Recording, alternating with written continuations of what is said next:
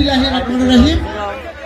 ইলেটগঞ্জ দক্ষিণ ইউনিয়ন কর্তৃক আয়োজিত আজকের এই ইফতার মাহফিলে উপস্থিত সম্মানিত সভাপতি এবং দাউদকান্দির গণমানুষের নেতা, প্রিয় নেতা ডক্টর খন্দকার মারুফ হোসেন ভাই সহ উপস্থিত সকল নেতৃবৃন্দকে জানাচ্ছি আমার আন্তরিক সালাম। আসসালামু আলাইকুম ওয়া রাহমাতুল্লাহি ওয়া বারাকাতুহু। সময় খুব সংকীর্ণ।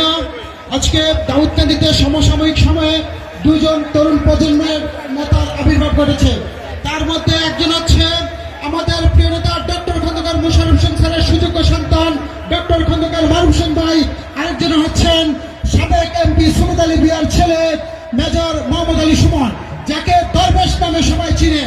এই দরবেশ সারা দাউদকান্দিতে ইফতার মাহফিল বন্ধ করেছে, আর আমাদের নেতা ডক্টর খন্দকার মারুফ হোসেন ইফতার মাহফিল চালু করেছেন।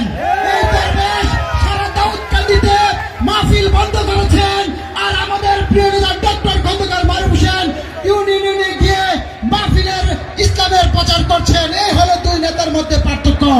আগামী দিনে ডক্টর খন্দকার মারুফ হোসেন ভাইকে এই দাউদকান্দির মাটি থেকে এমপি বানিয়ে আমরা সংসদে পাঠাবো, সেই প্রত্যয় ব্যক্ত করে আমি বিদায় নিচ্ছি।